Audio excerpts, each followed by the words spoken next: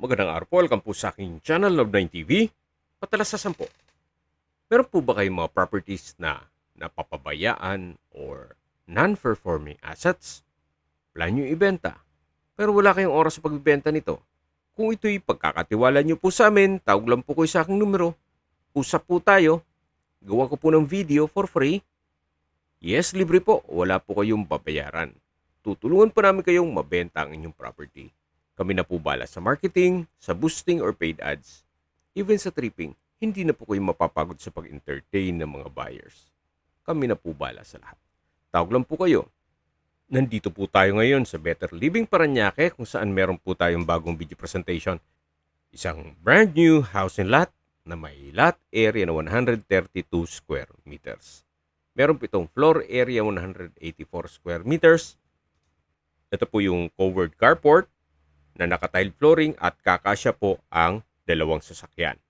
Sa dulo po meron pong 84 gallons na pressure tank in case ng water shortage. Ito po yung half meter setback, naka-tile flooring at dito naman po yung service area. May connection na rin po ito ng Meralco at Maynilad. Tungkol naman po sa internet provider, kayo na lang po ang magpapakonect.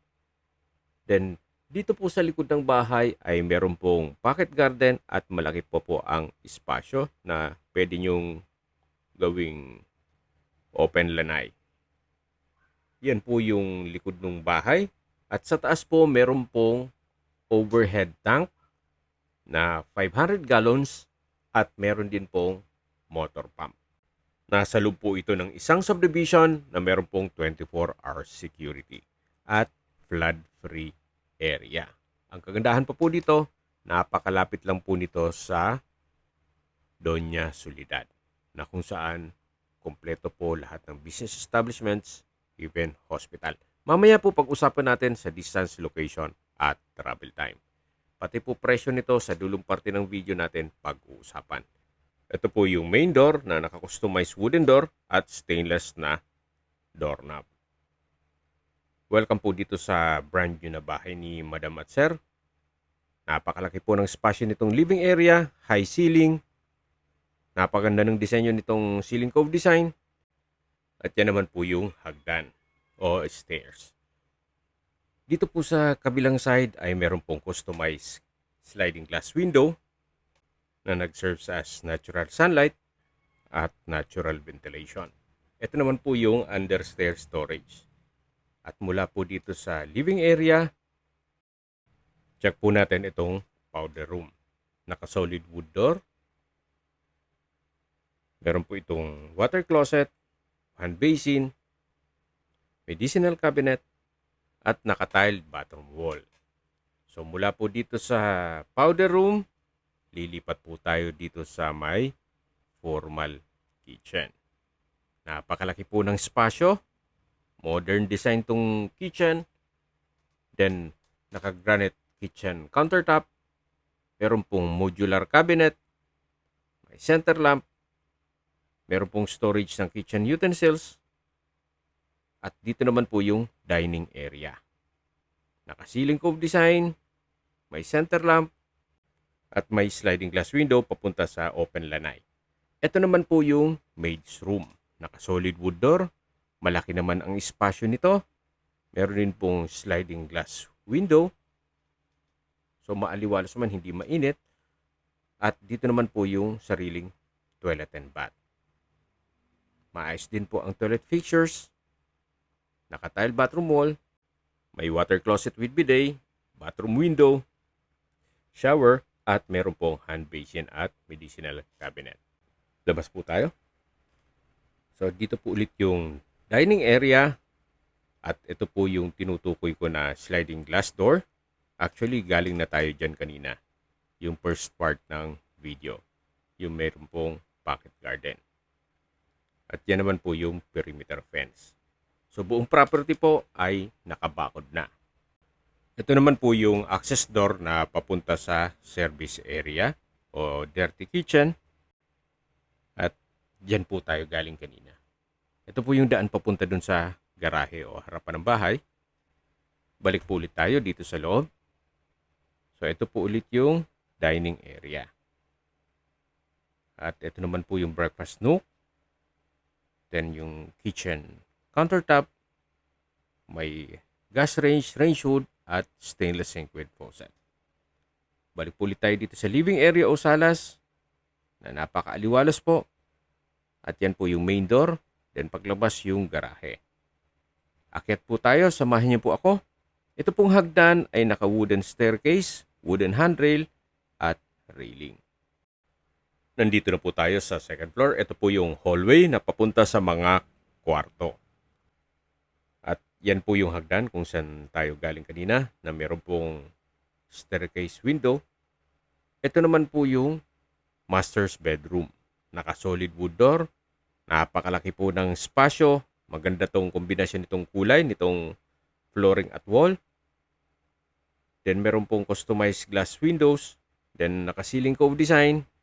Napaganda ng disenyo. May mga outlet na rin po sa gilid nito.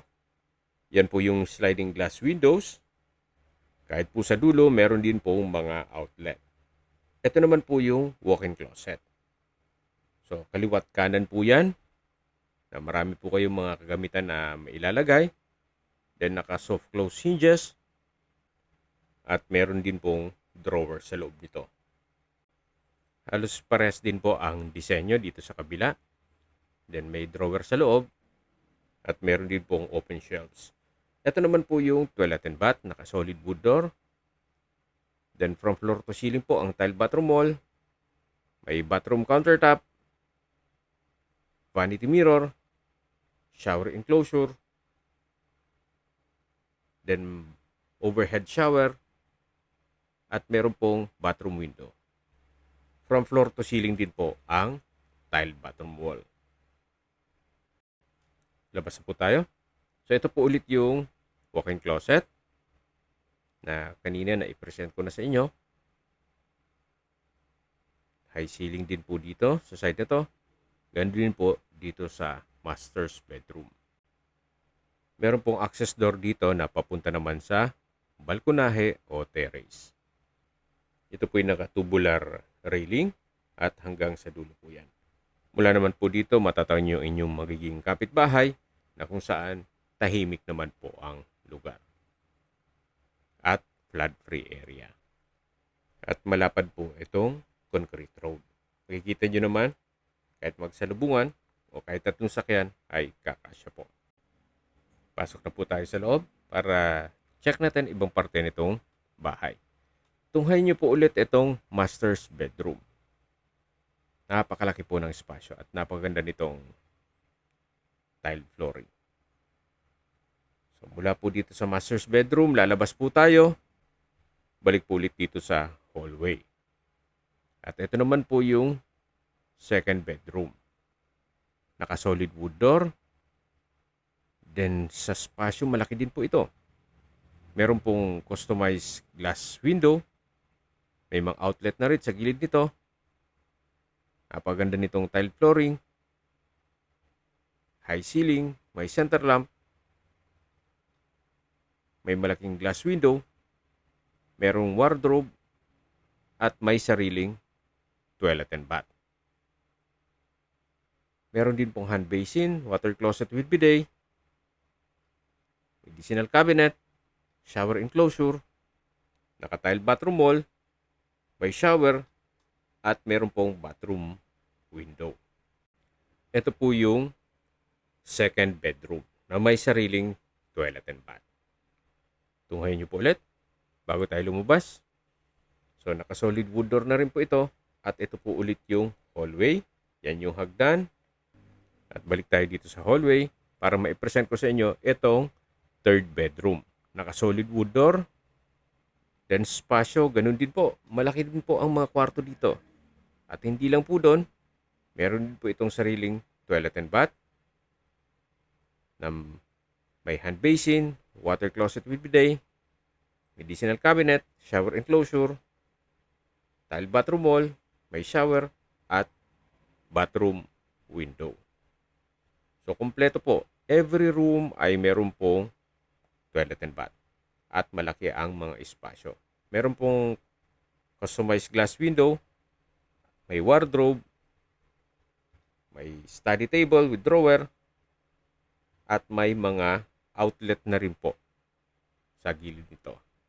Napakaganda po ng floor pan, maaliwalas ang setup, hindi magulo. Magaling po ang arkitekto nito. Habang naglilibot po tayo at pinagmamasdan niyo po itong buong kabahayan, pag-usapan na natin ang distance, location at travel time.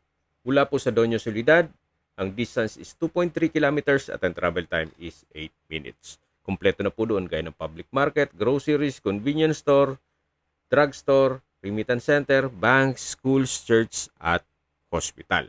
Yan po yung lagi kong binabanggit sa inyo na dapat nyo i-consider sa paghanap ng property yung meron pong malapit na hospital. Hindi ko naman po sinasabing sakitin kayo, yan naman po for emergency purpose lang naman.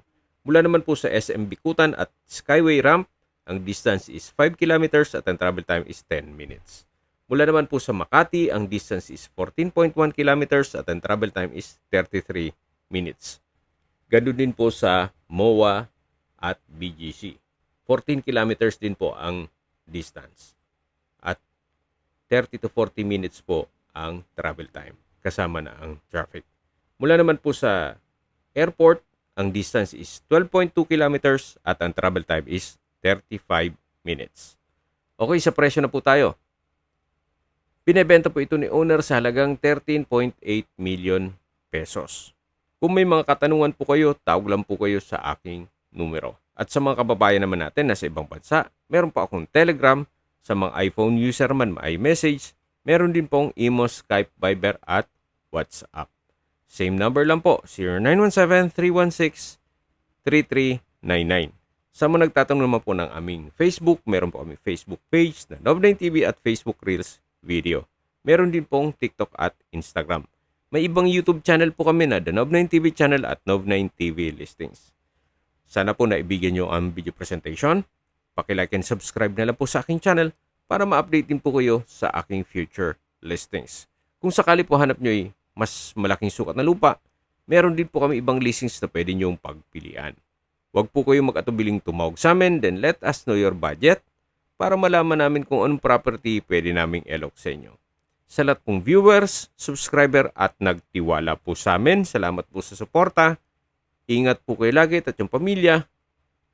Maraming salamat po.